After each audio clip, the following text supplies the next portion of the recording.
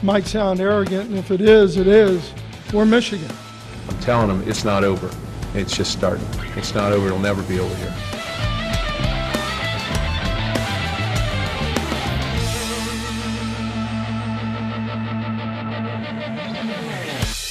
Welcome to Bitter Rivals with Ted and Tom. I'm Tom Crawford, my partner Ted Fox. We're both pretty happy this weekend following victories. The Wolverines knock off Illinois 31-14. Finally get to that 8th victory of the season that has been avoiding the program since 2007. And my partner, his Sparties, win 37-21, even though he was sweating it down the stretch, as I witnessed on Saturday with text messages worried about Iowa coming back in the game. You had nothing to worry about. No, it's one of those things where if you go back for the last 15 years, literally, you can count at least 15 to 20 games where a lead like that was never good enough.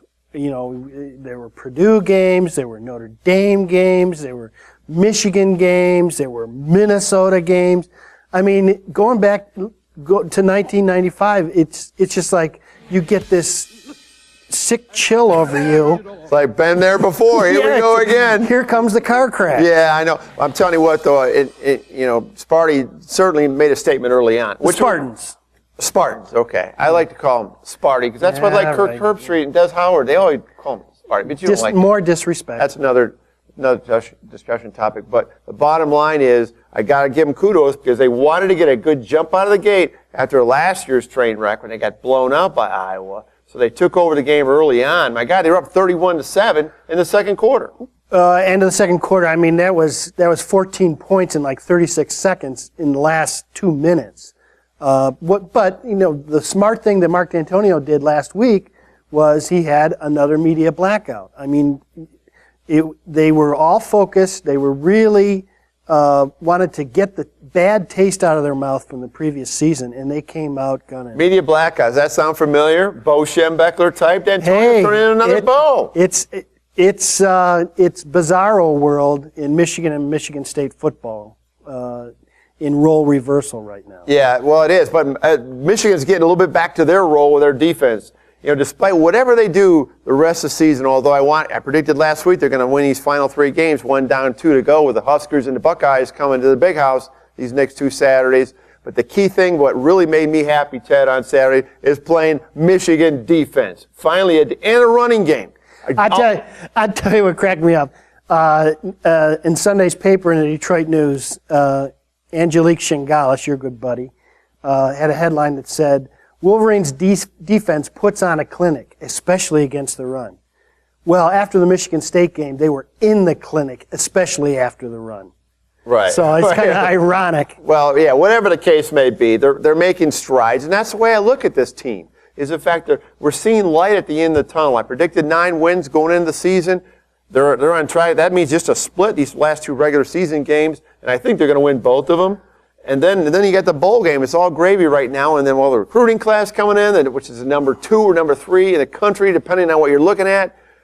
All things looking great for the Maize and Blue. Let me put in a good word because he's been beaten up pretty handily the last couple of weeks. Dan Rochar, the offensive coordinator for Michigan State. They came out right away, establishing the run, stuck with the game plan, got Linthicum, the tight end, involved in the passing scheme, and they were hitting on all cylinders. I mean, it was as bad as the game plan was against Nebraska, it was the complete opposite. Now, in defense of Rochar, what a lot of people did not know was all 3 of the tight ends were beat up. Deion Sims had a wrist problem.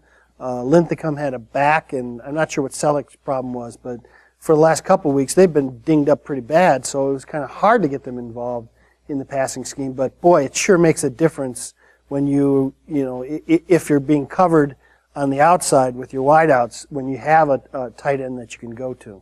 Right. And especially when you've established a run, it legitimizes the play action pass. Yeah, Le'Veon Bell, big time game, and people expected that from him coming into the season. He certainly delivered. Got over 100 yards. And if you get that, and the flip side, this is yet another running back that got held up by the MSU defense.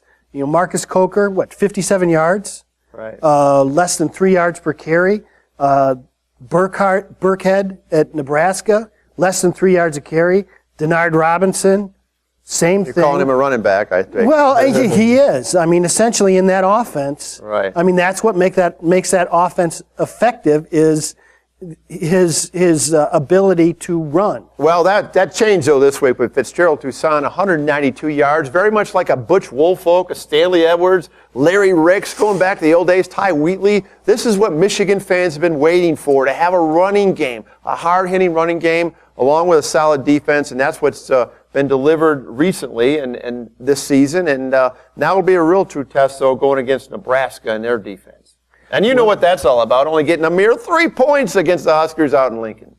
Well, that's one of those situations where we fell back early in the second half, and it was catch up, and you got out of your offensive scheme. So there were many situations where they could have kicked a field goal, but they were behind by too many points, where they had to go on fourth down. You could have put up glory points. You know, that could have been a 9 or 12 point loss. Bottom line, you got your ass kicked. Yeah, That's all that matters. And now, looking forward from here, you got the Hoosiers at home. That's a cakewalk. And then you got the Northwestern on the road, which has no home field advantage. They played Rice this weekend. They drew 26,000 fans at home. So hey, I already got my tickets. I'm looking forward to a nice 3-day Thanksgiving weekend in Chicago. Bringing the family in. Going to go to the game on Saturday. Check out a little Second City on Friday, and it's got the whole package. You know it. Stay with us. More Bitter Rivals with Ted and Tom.